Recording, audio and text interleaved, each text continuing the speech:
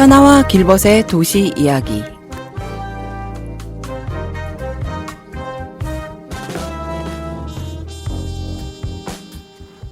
여러분이 생각하는 민주주의는 어떤 모습인가요? 서로 다른 시선이 조화를 이루고 모두가 동등하고 평등하게 살아갈 수 있는 틀, 그게 바로 민주주의 아닐까요? 하지만 같은 생각만을 강요하고 이견을 허용하지 않는 사회는 정반대의 모습이겠죠. 때로는 그 경계를 혼동하기도 합니다. 지금이 그런 순간인지도 모르겠습니다. 민주주의의 핵심은 다양성이 조화를 이루는 것이 아닐까 싶은데요. 위기의 순간일수록 더 단단한 반석 위에 민주주의를 세워가야겠죠. 어쩌면 지금 세계가 우리의 모습을 지켜보고 있을지도 모릅니다. 그런데 말이죠. 민주주의는 그냥 주어지는 게 아닙니다. 오늘 이야기할 주제처럼 서로 배우고 인내하며 합의하고 함께 만들어가는 것. 그 과정 속에서 탄생하는 것이 아닐까 싶습니다. 그래서 어렵지만 그만큼 가치 있는 단어겠죠. 저마다의 자리에서 최선을 다하고 있는 여러분을 응원합니다.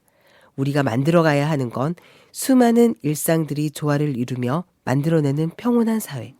그게 아닐까요? 현아와 길벗의 도시 이야기. 여러분과 함께 만드는 평온함 속에서 지금 시작합니다.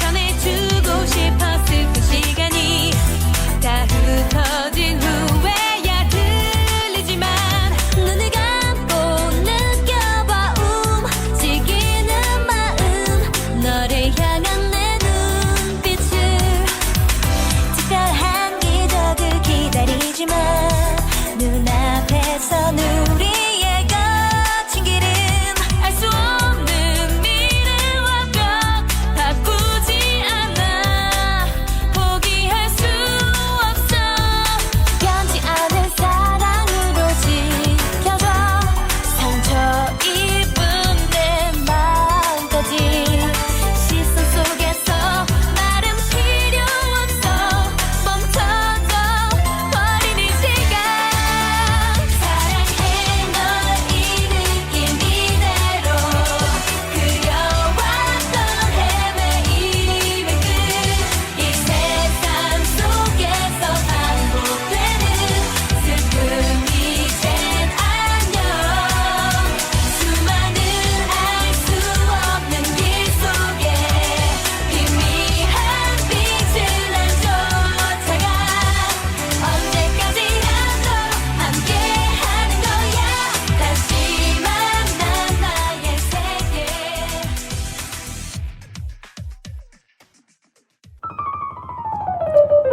길벗의 일침. 도시 이야기에서 강조한 단어들이 있는 것 같습니다. 서울이든 뉴욕이든 파리든 또는 그 어떤 도시든 그 도시를 들어 하는 이야기들을 이렇게 이야기할 수 있는 것 같습니다. 조사나 서술을 빼고 제가 이야기하는 단어들을 나열해 보면 다음과 같습니다. 혁신, 변화, 자전거, 새로움, 개방성, 미래, 진전. 대략 이런 단어들이 아닌가 싶은데요. 이 단어들을 연결하는 오늘의 주인공, 그건 바로 공론입니다. 혁신해야 합니다. 그것은 공론을 통해서만 가능합니다. 변화도 마찬가지가 되겠네요. 자전거 도시로 가야 합니다. 그러나 공론을 통하지 않고서는 가능하지 않다는 걸 요 몇 년간의 제 결론으로 강조했던 것 같아요. 미래로의 진전을 위해서는 개방성과 자유로운 풍토가 필요합니다. 그러나 여태껏 해왔듯이 쉽고 빠르게 하려 해서는 안 된다고 생각합니다. 우리에게 필요한 건 서로 다른 생각을 통해 변화를 결심하고 가능케 만들 출발을 이뤄내는 공론, 바로 그것뿐입니다. 자주 쓰고 쉽게 쓰지만 아직 우리가 제대로 하지 못하고 있는 공론, 그것에서 우리의 미래를 구해야 하지 않나 싶습니다. 그것이 오늘 이야기할 민주주의의 중요한 하나의 요체이기도 할 것 같습니다. 오늘의 이야기였습니다. 현아가 읽어주는 사진 한 장. 2차 세계대전에서 패전한 나라는 세 곳입니다. 우리와 가까운 일본, 그리고 이탈리아, 마지막으로 히틀러의 독일이죠. 이 세 나라 중에서 우리는 유독 일본과의 과거사를 자주 이야기합니다. 광복 후 70년이 넘도록 풀리지 않은 한일 간의 역사 문제. 그런데 독일의 경우는 다르게 여겨지곤 합니다. 독일 역시 과거의 어두운 그림자에서 벗어나기까지 오랜 시간이 걸렸습니다. 과거를 청산하는 과정에서 숱한 논란과 갈등도 있었죠. 하지만 결정적인 전환점을 만든 사건이 있었습니다. 오늘 소개할 두 장의 사진이 바로 그 이야기와 연결됩니다. 첫 번째 사진은 빌리 브란트 당시 서독 총리가 폴란드를 방문해 나치에 의해 학살당한 유대인들의 묘역 앞에서 무릎을 꿇고 사죄하는 모습입니다. 그의 이 행동은 독일이 과거를 마주하는 방식에 있어 중요한 상징이 되었습니다. 두 번째 사진은 2차 세계대전 당시 폭격을 당한 카이저 빌헬름 기념교회의 첨탑입니다. 독일은 이 부서진 첨탑을 복원하지 않고 그대로 보존하고 있습니다. 그것은 단순한 유적이 아니라 전쟁의 상흔을 기억하고 다시는 같은 실수를 반복하지 않겠다는 다짐의 상징이죠. 과거의 잘못을 딛고 건강한 민주주의로 나아가기 위해서는 어떤 노력이 필요할까요? 독일의 사례 속에서 우리는 어떤 실마리를 찾을 수 있을까요? 오늘의 이야기를 함께 나누실 초대 손님을 소개할게요. 전라북도 최초의 여성 도의회 의장을 역임하셨던 분인데요. 지금은 다시 평의원의 자리에서 의정활동을 이어가고 계십니다. 국중의원 의원님, 청취자 여러분께 인사 나눠주세요. 네, 안녕하십니까. 반갑습니다. 전북특별자치도 의회 농업복지환경위원회에서 활동하고 있는 평의원 국주영은입니다. 네, 한참 의정활동 하실 때는 엄청 바쁘셨잖아요. 그렇죠. 근데 평의원 돌아오시니까 어떠세요? 더 바빠요. 아, 그렇습니까? 그래요? 더 바빠요? 네. 왠지 의장으로 활동할 때가 더 바쁘실 것 같은데. 네. 의장으로 활동할 때는 네. 이제 큰 행사들 막 전라북도에 있는 네, 굵직굵직한 국정 행사들 가고 이제 이러기 때문에 네. 이제 그거에만 집중하면 네. 됐는데 이제는 평의원으로 와서 네. 농업 중요하죠. 농도잖아요. 그렇죠. 네. 복지 중요하잖아요. 네, 그렇죠. 환경 이 세 분야를 지금 맡아서 활동을 하고 있기 때문에 네, 또 하실 일이 또 어마어마하게 많으시군요. 많습니다. 네. 네. 또 복지와 환경 하면 또 저희 국주 의원님 네. 딱 나오시잖아요. 네, 그렇죠. 네. 아무튼 다음 그러면 이번에 그럼 복지와 환경의 농업에 대한 부분은 저희 의원님만 믿고 쭉 가면 되겠네요. 네, 그러면 될 것 같습니다. 네. 또 한편으로는 시국인지라 걱정하는 분들이 굉장히 많은 것 같아요. 그래서 또 이 국민들의 뜻이 분명하게 무엇이다라고 하는 게 확인되었고 이제 심판이라 할 만한 결과도 어느 정도는 좀 내려진 것 같거든요.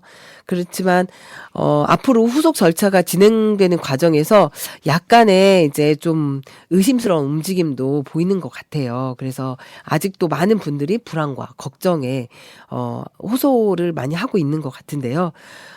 우리 프로그램에서도 이와 관련한 이야기들을 여러 차례 다루긴 했었습니다. 근데 오늘 저희 의원님께서 이렇게 오셨으니까요. 12.3 계엄과 내란 사태 이후에 이 그동안의 두 달 동안에 어떤 흐름이 이어졌다고 혹시 좀 생각해 보신 점이 있다라고 하면 저희 청취자분들하고 함께 이야기를 나눴으면 좋겠거든요. 네네. 네. 혹시 어떻습니까? 네. 그 얼마 전 네. 모임에 갔는데 네. 사람들이 그러더라고요. 헷갈린다는 거예요. 네. 어떤 부분에서 그런 그러니까 지금 있을까요? 네. 지금 증인들이 나와가지고 네. 그 위증도 하고 네. 또 윤석열 대통령은 헌재에 가서 너무나 이상한 이야기들만 하잖아요. 네, 그렇죠. 그러다 보니까 네. 이제 헷갈리는 거예요. 그래서 제가 그랬죠. 다른 생각하지 말고 12월 3일 10시 반쯤 텔레비전 앞에서 온 국민이 네. 본 가운데 네, 버들버들 떨었던 예. 그 당시 상황을 비상계엄 선포와 비상계엄 선포만 생각을 해라. 그 상황만 생각을 해라. 그게 답이다라고 이야기를 했는데 어쨌든 12.3 계엄과 내란 사태는 명백하게 대한민국의 민주적 헌정 질서를 파괴하려는 행위임이 분명하다고 말씀드리고 싶습니다. 그래서 지금의 상황은 민주적 헌정 질서를 파괴하려는 세력과 그리고 네. 이들과 맞서서 싸워서 민주주의를 지켜내려는 세력 간의 어떤 대결로 보는 것이 올바른 시각이다라고 이렇게 생각을 하고요.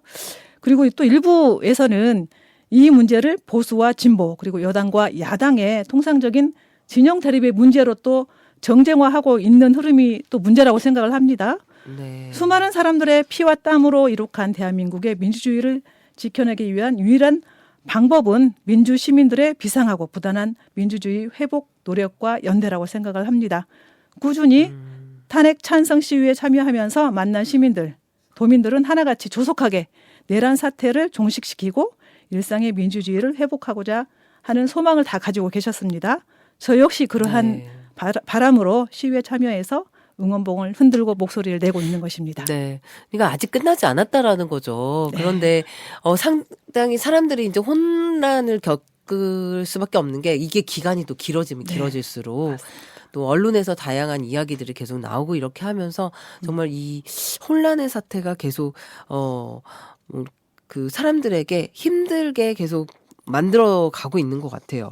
근데 물론 이제 이런 주제를 이런 여러 가지 이야기를 지난번에 김성주 의원님께서도 나오셔서 함께 이야기를 좀 나눴었습니다.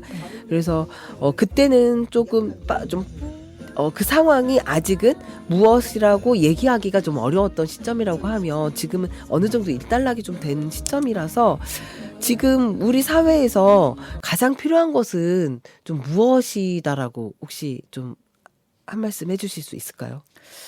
네, 일단은 그 1차적으로는 12.3 계엄과 내란 사태 그리고 119 폭동을 주도하고 동조하고 옹호한 사람들과 세력들에게 응분의 책임을 묻고 또 법에 의한 단죄가 이루어져야 한다고 생각을 합니다. 네. 그래야 대한민국에 다시는 이번과 같은 불법 계엄, 내란, 헌정파괴 행위가 되풀이되지 않을 것으로 생각을 합니다.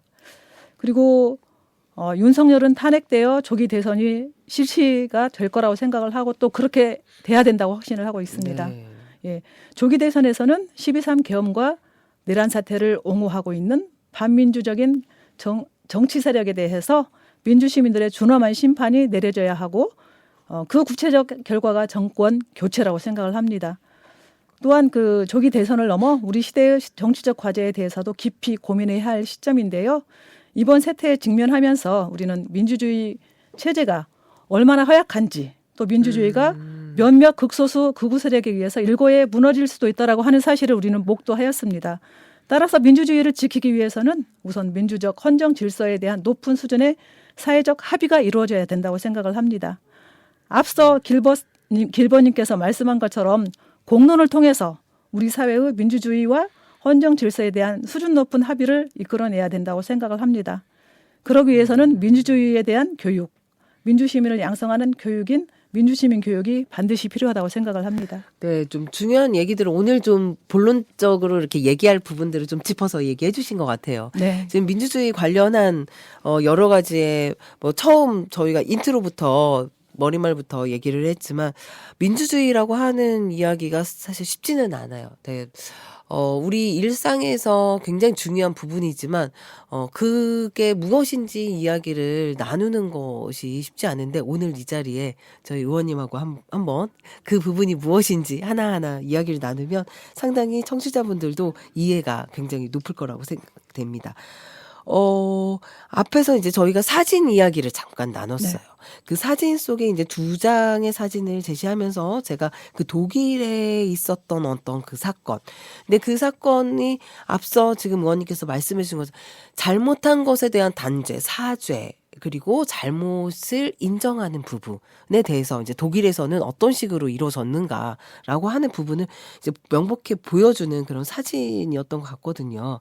그래서 이와 관련해서 이제 의원님께서 2019년에 독일을 방문한 경험이 있다고 들었거든요. 네. 그리고 특히 연방정치교육원을 방문하셔서 민주시민교육이라고 하는 이러한 어떤 이 개념이 무엇이고 이제 독일에서는 이 개념을 가지고 어떤 식으로 시민들하고 함께 뭐 그런 민주주의 관련한 여러 가지 그러한 공부? 뭐라고 해야 되나? 시민 의식 교육? 뭐 이런 것들은 어떻게 이루어지고 있는가. 이런 부분들을 많이 듣고 오셨다고 들었는데요. 좀 간략하게 한번 이 관련한 이야기를 좀 해 주실까요? 네, 이제 독일은 세계적으로 가장 성공한 민주시민 교육을 사례로 손꼽히는 그런 나라입니다. 이러한 독일의 민주시민 교육을 주관하는 기관이 바로 아까 네. 말씀하신 연방정치교육원입니다. 네. 독일 연방정치교육원은 나치 독일의 암울한 역사를 반복하지 않기 위해서는 건전한 민주시민의 양성이 가장 중요하다는 사회적 합의에 따라서 1952년에 설립이 되었습니다. 상당히 일찍 시작, 예, 1952년이면 네. 거의 그러면 2차 세계대전 이후에 그 네. 이후에 바로 만들어졌다고 볼 수도 있겠네요. 네, 그렇습니다. 그래서 독일의 민주시민 교육은 정치교육, 이제 독일 말로 폴리티시에 빌둥이라고 하더라고요. 라고 칭하면서 연방제 국가인 독일에는 국가 차원의 연방정치교육원이 있고 또 네. 16개 주가 있어요. 네네. 거기에 각각 정치교육원을 두고 있습니다. 아. 현재 대한민국에서 논의되고 있는 민주시민 교육에 대한 여러 이론과 실천, 제도들이 독일의 정치교육을 모델로 한 경우가 많습니다. 네. 그 현재 입법을 추진 중인 민주시민 교육 법안에서도 독일 연방정치교육원을 모델로 한 민주시민 교육원 설립이 중요하게 논의가 되고 있는 상황입니다.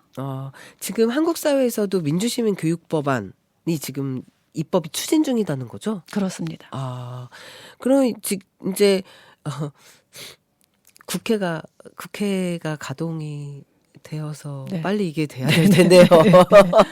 제가 볼 때는 이번 이제 네. 계엄과 네. 내란 사태 이러한 것들을 네. 이제 정리하고. 겪었기 때문에 저는 이 법안이 정말 필요하다라고 하는 것들을 저는 국회에서 네. 더 절실하게 느끼고 또 빨리 이것을 제정해야겠다라고 하는 생각을 하지 않을까 싶습니다. 네. 사실 이게 민주시민교육법안, 민주시민교육이라고 하는, 교육을 시킨다고 민주시민이 될 수 있을까? 이런 의문점은 항상 들어요. 네네. 네, 그래서, 그러한, 특히 교육에 관련한 것에 있어서 민주시민교육에 대한, 강조? 그리고 실제 민주시민교육에 관련한 교육청에서 일부 교육이 진행되거나 이런 부분들이 한 10여 년 전 정도부터 계속 얘기가 됐고, 이제 일정 정도의 그 필요성은 계속 얘기가 되는 것 같거든요. 근데 그런 방식? 어떤 식으로 해서 이런 민주시민 교육을 할 수 있냐라고 하는 것들은 아직도 제대로 정리가 되지 않은 것 같아요. 근데 독일에서 보고 왔었던 이제 공감되는 부분이 많으셨을 것 같은데요. 독일에서는 이런 부분을 어떻게 좀 진행하고 있던가요? 독일에서는 아까 이야기한 것처럼 네. 그러니까 국가 차원에서 사실 이 교육원을 만든 거잖아요. 네. 그래서 독일이 국가적 차원의 사실 이제 민주시민 교육 시스템을 만들어낼 수 있었던 토대에는 보이텔스 바흐 합의라고 하는 게 있었습니다. 예. 독일이 서독과 동독으로 갈라져 있던 시절, 네. 독일도 우리나라만큼이나 네. 그 이념적 갈등과 대립이 굉장히 심한 그런 나라였잖아요. 그렇죠. 네. 이에 1976년 네. 독일의 좌우 진영 학자들이 모여가지고 보이텔스 바흐라는 작은 도시에 모여가지고 학술 대회를 개최를 합니다. 여기에서 정파를 초월한 민주시민 교육의 3대 원칙이 마련이 됩니다. 이를 학술 대회가 열린 지명을 따서 보이텔스 바흐 합의라고 이렇게 칭합니다. 네. 네네. 그러면 연결해서 하면 혹시 보이텔스바흐라고 하는 네. 이제 도시에서 이루어진 합의, 네. 합의에 대한 내용이 혹시 무엇인가 혹시 알고 계신가요? 네, 일단은 그 이제 몇 년도에 학교 다녔죠? 초등학교. 저는 중학교? 저는 70년대생이고요. 80년대 학교를 다녔습니다. 그렇죠. 네네네. 예. 그럼 88 올림픽, 86 아시안 게임 꿈나무. 뭐 이렇게 돼. 꿈나무, 예, 그때가 예. 초등학교 때였던 네네. 것 같아요. 네. 근데 이제 저처럼 권위주의 시대였던 7, 80년대 학교를 네. 다녔던 세대에게 정치 교육, 민주시민 교육은 굉장히 낯선 거죠. 저한테도 좀 낯설긴 해요. 그렇죠. 네. 오히려 국민교육 헌장. 네, 그거 외우지 못하면 맞고. 그렇죠. 네, 이게 벌써도. 오히려 더 익숙한 이제 그런 네. 세대잖아요. 네. 그래서 이제 또한 그 민주시민 교육은 모든 교육에서 교화를 금지하고 학교에서 사회 문제의 논쟁을 재현하고 심지어 그게 우리의 문제라고까지 인식하는 것은 불가능한 시대였습니다. 그렇죠. 네. 그래서 87년 6월 항쟁을 거쳐 민주화가 이루어진 후에 비로소 민주시민 사회를 중심으로 해서 이제 민주시민 교육이 활발하게 이제 이루어지기 시작했는데요.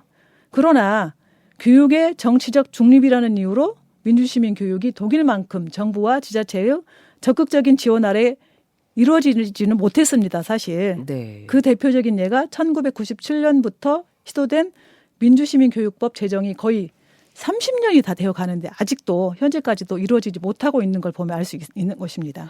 아, 이게 1997년에 제정을 시도를 했는데 네네네. 그 이후에 지금 30년이 되도록 지금 현재 답부된 상태인 거예요? 예, 그렇습니다. 아, 어떻게 이럴 수가 있죠? 네. 그 97년도에 그러면 97년도에 그 만들어졌던 초안이 있을 거잖아요. 민주시민교육법에 대한 네. 그런 초안과 지금 현재 이제 발의하려고 하는 초안은 차이가 좀 있나요? 내용의 차이가? 30년 전에 네. 만들어진 것은 그건 잘 모르겠어요. 모르겠는데 네네네. 어쨌든 지금 초안 같은 경우는 거의 뭐 우리가 조례로 만든 네. 그게 이제 큰 뼈대거든요. 네. 큰 뼈대고 목적 네. 왜 네. 이 민주시민 교육을 하려고 하는가? 네. 일단 민주시민 교육이라고 하는 게 무엇인가? 네. 그리고 이것은 뭘 통해서 해야 되는가? 굉장히 간단해요, 사실은. 네. 네. 근데 왜 이렇게 합의가 안 되는 줄 아세요? 여야가 모르겠어요. 30년 동안 이게 지금 안 만들어졌다고 하는 게 민주라고 하는 게 아. 민주당 특정 정말.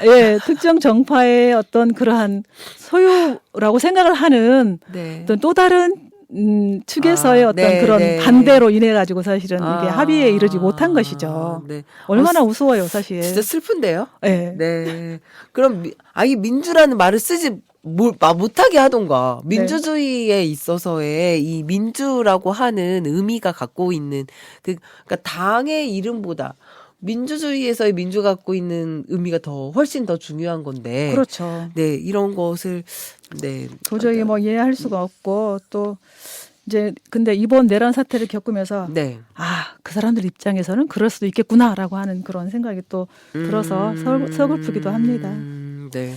만약에 이러한 법이 진짜 있었다라고 하면, 그러니까 이런 법에 의해서 민주시민 교육이 잘 이루어졌다라고 하면 이런 내란 사태가 일어나지 않았을 수도 있지 않을까라는 생각도 네 잠시 해봤는데요. 네. 그러면 이러한 이 법상으로 우선은 이렇게 좀 말씀을 해주셨어요.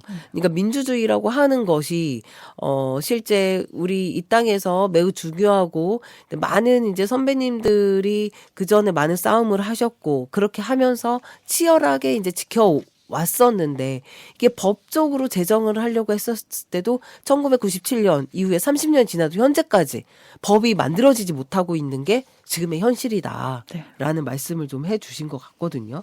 그렇다고 하면 좀 만약에 지금 이 법과 관련해서 좀 더 이 제도적으로 정착하기 위한 시도나 입법 논의가 그래도 좀 활발하게 있었을 것 같거든요. 좀 그런 과정을 조금만 더 구체적으로 말씀해 주시겠어요? 이제 법의 어떤 그런 뭐 논의 과정은 사실 잘 모르겠어요. 왜냐하면 네. 국회에서 일어나는 거기 때문에 저희는 문서를 통해서 사실 볼 수 있는 거잖아요. 그쵸. 근데 지금 현재는 우리 저희 민주당의 저기 어디야 익산의 한병도 의원님 네. 하고 그다음에 전남 어디죠 지역이 신정훈 의원님 나주 화순. 나주 화순 예, 두 분이 지금 예, 발의해 놓은 상태입니다. 그래서 그렇군요. 결국은 두 법안을 이제 절충해가지고 네. 근데 거의 비슷해요. 거의 비슷합니다. 그래서 절충해서 이제 뭐 하나로 만들지 않을까라고 하는 생각이 들고 이제 중요한 것은 아까 민주시민 교육원 있죠. 네, 민주시민교육원. 네, 네. 이게 사실은 저는 굉장히 중요한 문제라고 생각을 해요. 왜냐하면은 그냥 법만 만들어 놓고 뭔가 이거 구체적으로 시행할 그러한 조직이 없다라고 한다면 예, 의미가 없는 거잖아요. 네. 그런데 이 민주시민 교육을 프로그램을 만들고 실제로 시행할 수 있는 이러한 기관이 저는 반드시 필요하다고 생각을 하기 때문에 이 부분은 꼭 국회 차원에서 좀 가지고 갔으면 좋겠다라고 하는 그런 생각이 좀 듭니다. 어쩌면 아까 그 명칭에서 민주 또는 특정 정파에 치우친 그런 영향도 있었을 것 같긴 한데 또 하나는 이제 과거에 유신 시대 때 아까 말씀하셨던 국민교육헌장이라든가 또는 저 위로 올라가자면 일제 시대 때 황국 신민정책 그게 이제 어떤 그 주입되는 그 가치관과 교육 시스템이 있었잖아요. 그거에 대한 반작용이 좀 그 작동했을 수도 있겠다는 생각이 들고 네. 또 하나는 우리가 그 막연하게 이런 얘기를 들었을 때 좀 막연한 느낌이 들잖아요. 어떻게 이것을 민주 시민의 이런 것들을 소양을 좀 기를 수 있는가? 어떠한 방식으로 이게 이루어져야 그게 길러지는가? 이런 부분에 대한 어려움들이 있었기 때문이 아닐까 싶기도 한데요. 제 생각은 그렇고 그래서 일단 여기까지 좀 마무리하고 좀 노래 한 곡 들었고 이야기 이어갔으면 좋겠습니다. 네. 두 번째 저희 의원님께 추천해 주신 곡인데요. 직접 한번 소개를 부탁드릴까요? 네. 제가 굉장히 좋아했던 노래인데 네. 다시 요즘 또 네. 예, 많은 가수들이 부르더라고요. 네. 조용필의 바람의 노래. 네. 간만에 용필 오빠 네. 불러봅니다. 예. 네.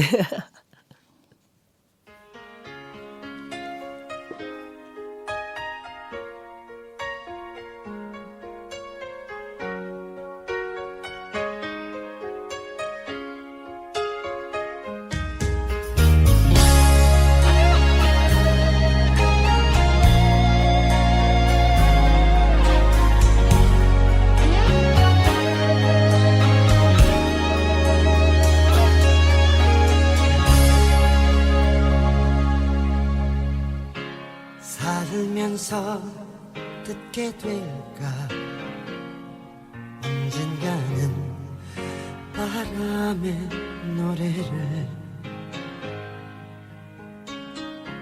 세월 가면 그때는 알게 될까 꽃이 지는 이유를 나를 떠난 사람들과 만나게 될 또 다른 사람들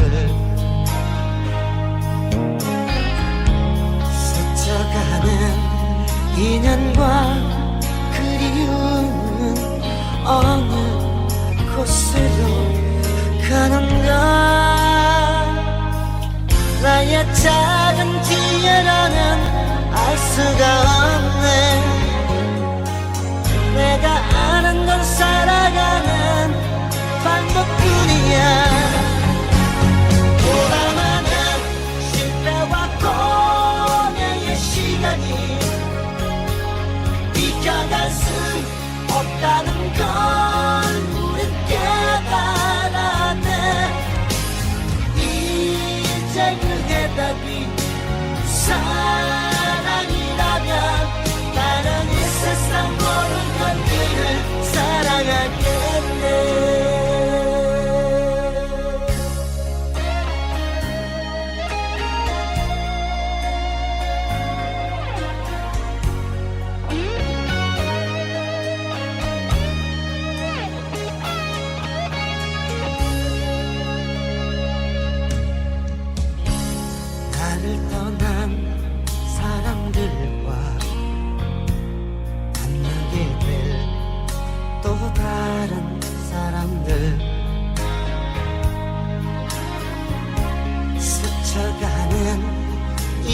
사랑과 그리움은 어느 곳으로 가는가. 나의 작은 지혜로는 알 수가 없네. 내가 아는 건 살아가는 방법뿐이야. 돌아가는 실패와 고뇌의 시간이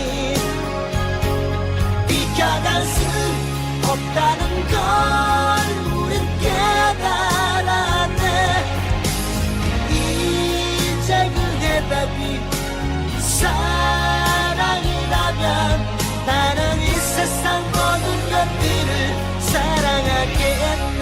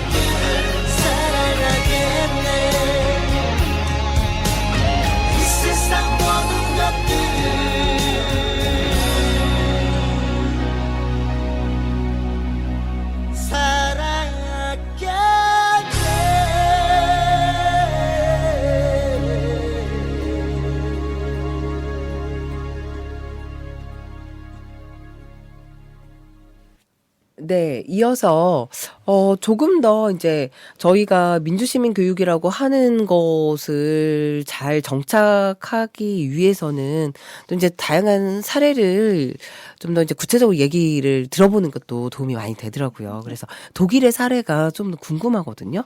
그래서 그때 보이텔스바흐 합의를 했었을 때 중요한 어떤 원칙이라든지 어떤 기조들이 있었을 것 같거든요. 네, 혹시 그것에 관련해서 알고 계시면 좀 말씀 좀 해주시겠어요? 네네. 네. 그 보이텔스바흐 합의의 첫 번째 원칙은 교육 내용을 주입하거나 학습자를 의식화의 대상으로 보는 것을 금지하는 교화의 금지 원칙이 있습니다. 아, 주입식으로 네. 하지 않고 네, 그 주입하는 것은 그렇죠. 대상화시키지도 않고. 그렇죠. 네. 그다음에 두 번째 원칙은 학문적 정치적인 주제는 교육 현장에서 어떻게 해야 할까요? 빼고. 그렇죠. 근데 여기서는 논쟁적이어야 한다는 논쟁의 제한 원칙입니다. 아, 논쟁을 그러면 붙인다. 그렇죠. 학문적이거나 네. 뭔가 이런 사안에 있어서 그냥 그거를 그대로 배우거나 이러는 게 아니라 일방적으로. 그것에 대해서 논쟁을 할 수 있도록 끊임없이 질문을 하는 그러니까 뭐 사회적으로 왜 이런, 네. 학문적 논쟁적인 그런 거 있잖아요. 네. 그런 주제들을 다루는 거예요. 교육 현장에서도. 네, 네. 뭐 네. 그다음에 세 번째 원칙은 학습자들이 자신들의 이해관계를 주체적으로 인식할 수 있어야 한다는 이해관계의 인지 원칙입니다. 그러니까 쉽게 말해서 내 권리를 주장할 수 있게 교육하는 거죠.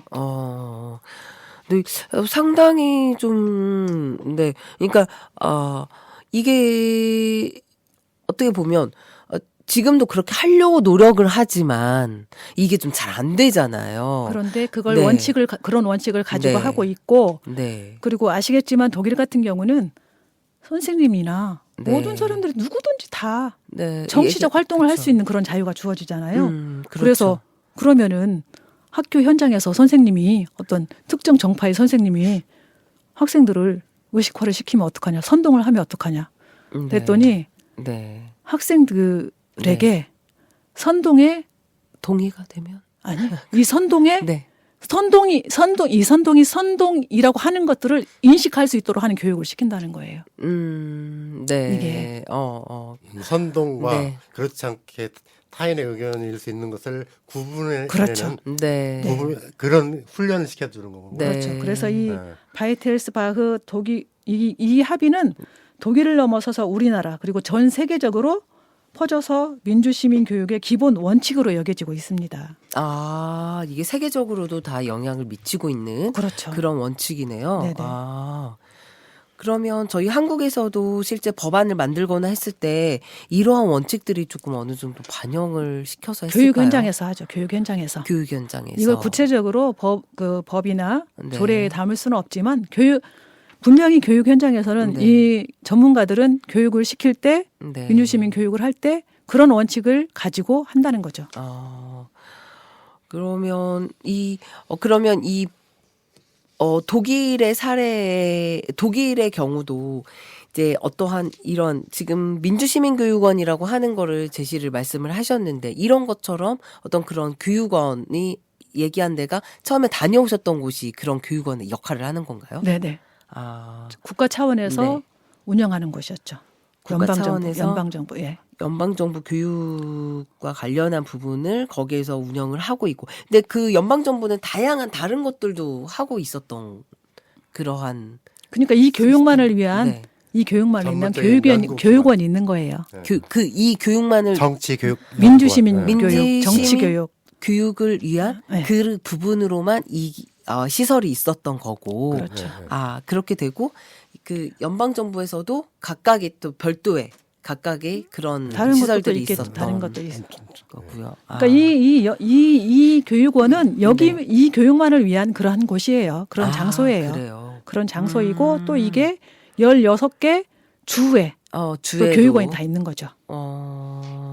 그러면 지금 그 아까 원칙과 그 세계의 그 접근 방향이 네. 이게 굉장히 일리가 있는 게 네. 자기가 어떤 생각을 하는지를 분명하게 드러내고 그리고 그것이 타인과의 관계에서 자기 주장을 충분하게 주장하되 그것이 그 결과로 받아들여지기까지 그 과정을 겪게 하는 훈련을 그렇죠. 하는 것 같아요. 네, 그럼요.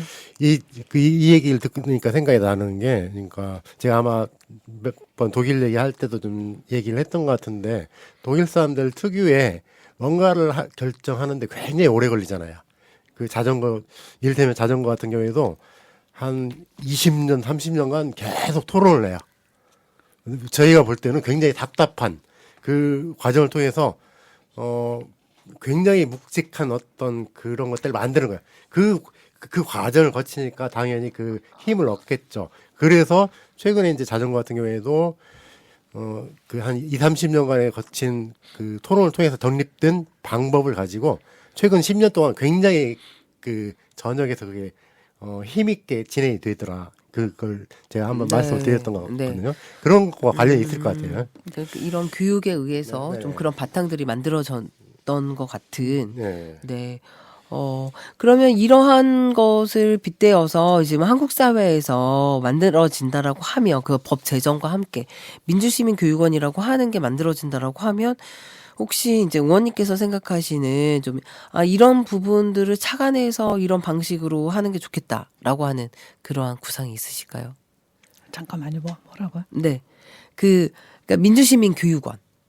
이 이제 이 법 제정 이후에 만들어진다라고 하면 네네. 그런 이제 독일의 사례라든지 이런 거를 했을 때 이런 그 민주시민 교육원이 어떤 식으로 만들어졌으면 좋겠다라고 하는 그런 구상, 생각, 뭔가 좀 이런 부분들이 있으실까요?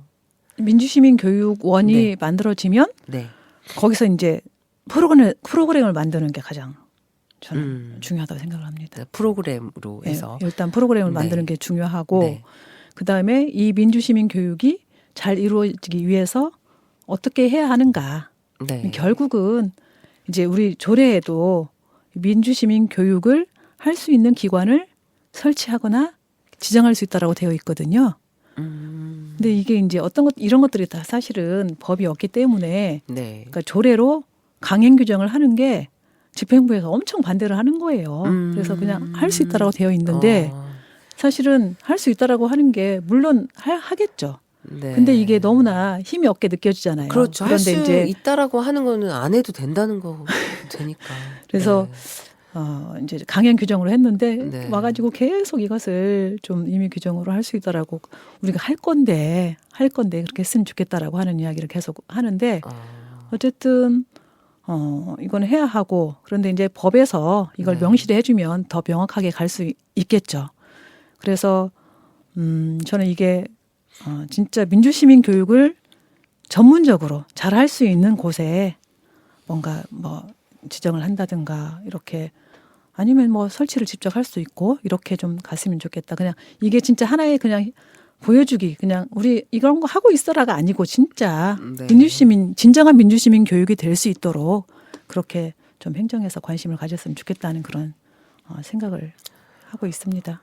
그러니까 진짜 그렇게 되면 좋을 것 같긴 해요. 왜냐면 이제 이런 민주시민 뭐 교육이라든지 진짜 중요한 부분이고 필요한 건데 이게 이제 법상으로 제정이 되고 교육원이 생기고 그러면 생기는 곳에서 대부분 마무리가 되는 그러니까 이 생긴 이후에 이것이 어떻게 활동하냐라고 하는 그러니까 이 프로그램 세팅과 함께 이게 확장성이나 이제 이게 영향력을 미치는 그리고 계속 현장에 맞게 변화가 필요하거든요. 처음에 세팅됐다고 그게 그대로 갈 수 있는 게 아니라.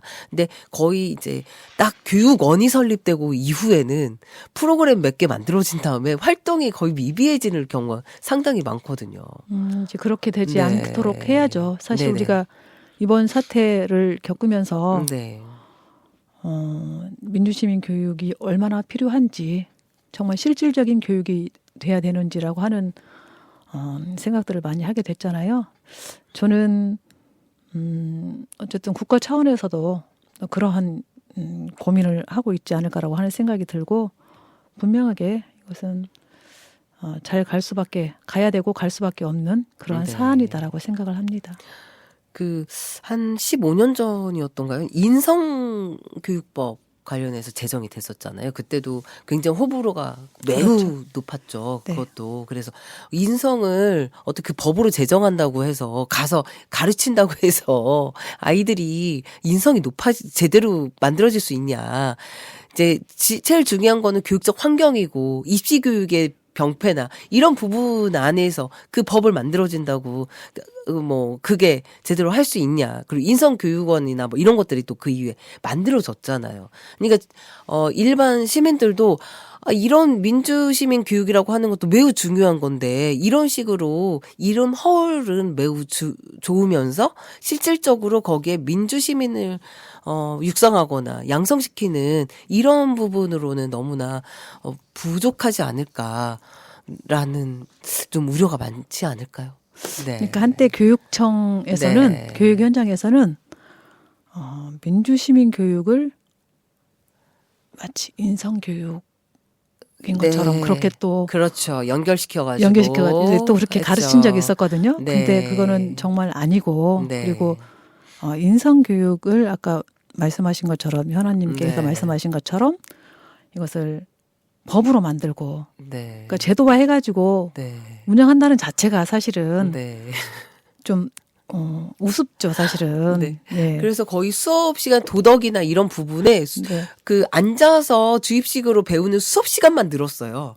그래서 의무적으로 그런 게 생기고, 그러니까 이 방식이나 인성 교육을 위한 어떤 방식이라든지 여러 가지의 많은 연구들이 같이 들어가줘야 되는데 여전히 그냥 앉아서 도덕 수업처럼 이런 부분들만 늘어나다 보니까 네, 상당히 많은 우려들이 컸었죠. 그때도. 네, 맞아요. 네. 저도 그런 기억이 있습니다. 이제 네. 말씀하신 대로 이제 의원님께서 말씀하신 대로 이제 이 아까 3대 원칙이라는 이런 원칙이 확실하게 좀 잘 잡힌다고 하면 이 세 가지 이 민주시민 교육이라고 하는 이름으로 하는 어떤 교육 방식은 이 세 가지 원칙에 위배되지 않도록 모든 것을 그렇게 세팅한다라든지 뭐 이런 식의 이제 사전의 준비가 사실 좀 많이 필요하지 않을까. 네, 라는 생각도 뭐 드네요. 민주시민 교육 전문가를 양성하는 것도 뭐 필요하고요. 네. 아무튼 해야 할 일들이 사실 많이 있습니다. 네. 그래서 사전, 네. 예, 예. 그럴 것 같아요. 사전에 상당히 이 민주시민 교육이 무엇인지 에서부터 이 하나하나 차근차근 미리 준비가 되지 않으면 또 법이 제정되고 실제 시작이 되면 바로 또 이 정신없이 다 전국적으로 시행을 하게 되잖아요. 그러면 그냥 너무나 간단하고 말도 안 되는 방식으로 민주시민 교육이라고 하는 게 갑자기 확산이 확 되기 때문에 이전의 준비가 좀 그렇죠. 철저하게 이거는 되었으면 하나의 좋겠다는 생각이 듭니다. 붐이 아니고 우리가 네, 맞아요. 우리가 서로 네. 그냥 서로 다르지만 그래도 살기 위해서 서로 사이좋게 살아가기 위해서 필요한 그런 거라고 보면 될 것 같습니다. 이게 진짜로. 네. 그러니까 우리 교육 시스템 자체가 전반적으로 상급학교로 진학하는 그 입시 교육에 모아져 있는데 물론 학교에서만 다 되는 건 아니지만 그 말고도 환경이라든지 또는 뭐 여러 가지 형태 통일 교육이라든지 필요한 거잖아요. 그런 것들에 있어서 그것을 잘 이게 필요성을 공감하고 확대시켜가면서 이게 그 왜 중요한가를 직접적으로 깨달아 갖고 모범을 창출해가고 이런 그 실질적인 그 노력과 이런 게 중요하지 않을까 싶어요. 예, 약간 이게 이제 약간 뭐 우리 오늘 이야기에서 좀 벗어나긴 하는 이야기지만 사실은 저는 이번 이제 그 계엄과 대란 사태 이후에 이제 대선이 치러질 거 아니에요. 네. 그러면서 우리 사회 전반이 좀 대전환을 이루어야 된다라고 하는 그런 생각을 가지고 있습니다. 정치도 이제 어쨌든 변해야 되고요. 네. 변화를 이루어야 되고, 그다음에 전 중요한 게 정말 교육. 네. 교육이 변해야 된다고 생각을 해요. 그렇죠. 아까 말씀하신 것처럼 사실은 입시 교육 이 체제에서는 사실 인성 교육, 민주시민 교육 굉장히 힘듭니다. 네. 아시겠지만 점수를 따기 위한 공부 그냥 형식적인 것이 될 수밖에 네. 없고요. 그런데 이 입시 교육을 입시 체제를 저는 바꾸는 사회 대전환이 일어나지 않으면 안 된다. 그렇게끔 인식시키고 확산시키려 가야겠네요. 저는 좀 큰 부담을 안고서라도 반드시 그건 해야 된다라는 생각을 해요. 그래야만이 진짜 지금 우리 청년들이 2030들이 극우에 가담해가지고 이런 얼마나 정말 국가적으로도 개인적으로도 불행한 일이에요. 이런 일이 물론 일부는 있을 수도 있겠지만 이렇게 정말 하나의 막 무슨 몰려가는 이러한 현상은 나타나지 않을 것이다 라는 생각이 들고 어쨌든 민주시민 교육을 통해서 합리적인 우리 한 개인 민주적인 시민을 양성하는 것이기 때문에 저는 어쨌든 반드시 필요하고 또 앞으로 우리가 사실은 같은 사람끼리 살아가는 게 아니잖아요. 서로 이념적으로 또 이해관계가 다른 그런 사람들이 모여 살아간단 말이에요. 그런데 서로 죽이려고 하면은 같이 죽어요. 그렇기 때문에 어쨌든 사이좋게 그러니까 사이좋게는 아니어도 같이 살아갈 수밖에 없잖아요. 네. 그렇다고 한다면 그것을 사이좋게 살아가기 위한 방법이 저는 민주적인 거라고 생각해요. 민주주의라고 생각을 해요. 네. 서로 그냥 다르지만 서로 그냥 인정하는 거죠. 네. 인정하는 거죠. 네. 그렇죠. 네. 그래서 제가 힘이 셀 때는 그래 네가 좀 힘이 세니까 라고 그냥 인정해주고 또 내가 좀 힘이 셀 때는 또 내가 하고 싶은 또 정치하면 되는 것이고 네. 서로 그렇게 인정하면서 가는 게 저는 민주주의라고 생각을 네. 합니다. 좋든 싫든 불편함을 감수하면서 그럼요. 같이 살아가는 사회가 네, 정말 제대로 될 수 있는 우리가 살기 좋은 어쩌면 뭐 저희 아이들이 계속 살아갈 그렇죠. 그런 사회이지 않을까. 앞으로는 더 해질 것 같아요. 사실 네. 우리가 배워야 할 건 살아가는 방법이잖아요. 네. 옆에 사람들과 같이 네. 어우러서 할 수 있는 네. 그런 것들을 잘 이런 것들이 좀 네. 만들어지면 좋겠네요. 여러분께서는 지금 FM 93.5MHz를 통해 도시 이야기를 듣고 계십니다.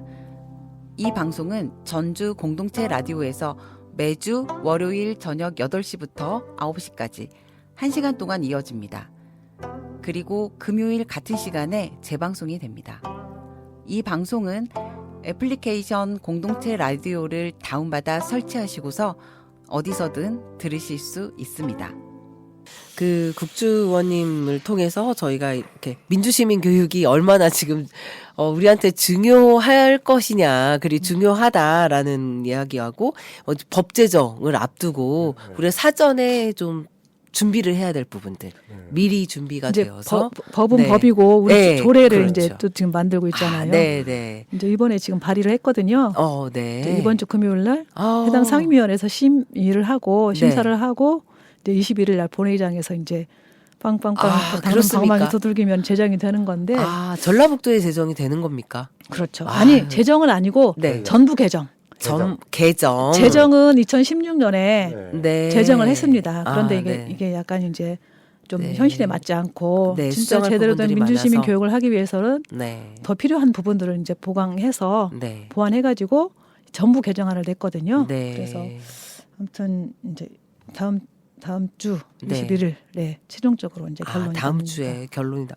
네. 그렇게 했을 때 만약 전라북도에 이제 법이 개정이 돼서 어떤 변화가 있다고 하면 좀 그 아까 말씀하셨 뭐 3대 원칙이라든지 이런 것에 그 원칙을 지키는 게 제일 중요한 것 같아요. 그럼요. 그 원칙을 지키면서 할 수 있는 어떤 방식과 여튼 뭔가의 그런 그 사전의 준비가 좀 탄탄하게 좀 이루어져서 이게 좀 지역 사회에 우리 아이들에게 확산이 될 수 있도록 하면 전라북도의 힘이 거기서 나올 수 있을 것 같습니다. 네, 의원님 화이팅. 네. 네, 저희가 이렇게 얘기하는 사이에 좀 시간이 어느 정도 많이 흘러서요. 의원님 마지막으로 이제 앞으로의 이제 포부가 있거나 또는 좀 하고자 하는 말씀이 있으시면 좀 부탁드리겠습니다. 네, 그 민주시민 교육 이 조례가 2016년에 만들어졌다고 했잖아요. 네. 그런데 이게 저희가 세 번째로 사실은 이제 만들게 된 거예요. 전국에서 네네. 이제 세 번째로 네, 세 번째로 제정을 했는데 네네. 이제 이번에 이제 전체 개정을 통해서 좀 변화를 시도하시는 거죠. 시도를 네. 이제 하게 됩니다. 그리고 그런데 현재는 17개 시도 중에서 12개 시도에서 민주시민 교육이 제정이 돼서 운영을 하고 있는데요. 그렇군요. 예. 그런데 사실은 다른 지역은 네. 특히 윤석열 정부 들어서서 아, 거의 없어져. 거의 이름만 법만 있고 법만 있고 조례만 있고 조례만 있고 거의 시행이 안 됐습니다. 그런데 우리는 그동안 예산을 네. 들여서 뭐 학술 용역 2018년부터 학술 용역 네. 포럼 콘텐츠 제작 등 민주시민 교육의 기반을 마련을 해왔습니다. 그리고 2022년부터는 네. 도민들을 대상으로 본격적인 이제 민주시민 교육이 이루어졌어요. 그래서 네. 또 특히 작년 말부터 저를 포함해서 우리 시민사회 그리고 민주시민 교육 전문가들이 모여서 포럼도 하고 간담회 등을 통해서 지금의 현실에 맞도록 민주시민 교육 이제 전부 개정안을 마련을 한 거거든요. 네. 그래서 제가 대표 발의를 했고요. 이제 이번 민주시민 교육 이제 개정을 하게 된다면 전북도 차원의 민주시민 교육 기본 계획을 수립을 하고 그리고 민주시민 교육 센터를 설립을 해서 시군의 각 지역까지 민주시민 교육이 이루어질 수 있도록 할 그런 또 기대가 되고 있습니다.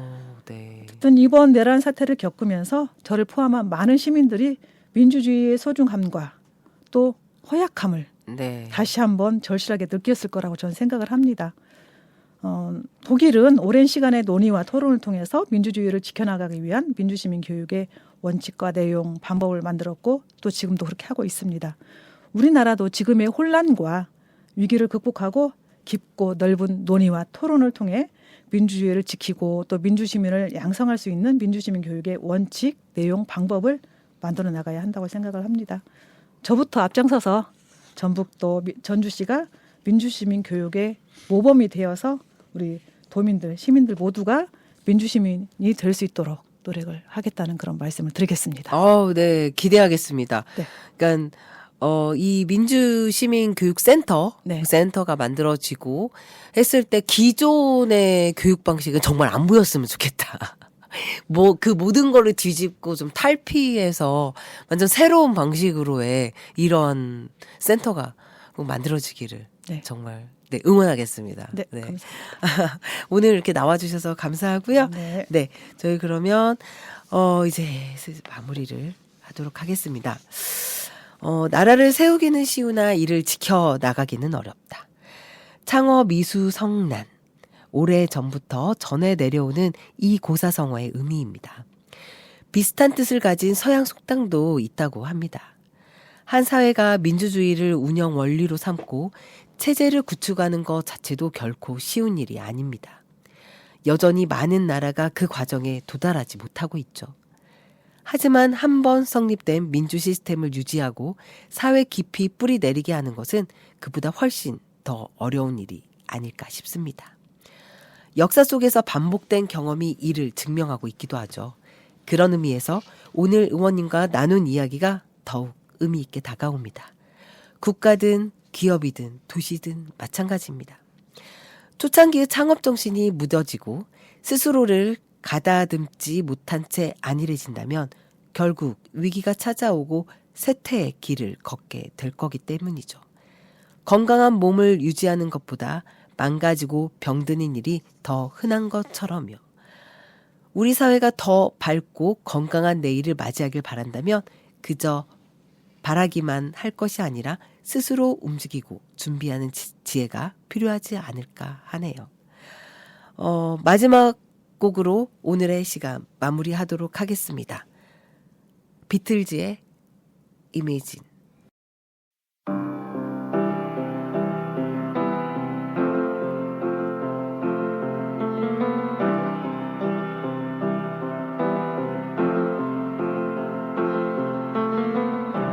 Imagine there's no heaven. It's easy if you try. No hell below us. Above us only sky. Imagine all the people living for today. Imagine there's no countries. It isn't hard to do. Nothing to kill or die for. And no religion too. Imagine all the people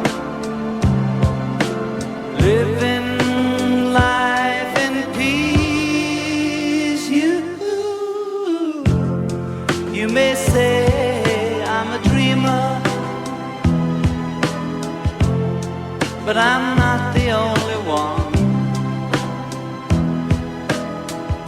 I hope someday you'll join us, and the world will be as one. Imagine no possessions. I wonder if you can. No need for greed or hunger, a brotherhood of man. Imagine all the people sharing all the world. You may say I'm a dreamer, but I'm not the only one. I hope someday you'll join us, and the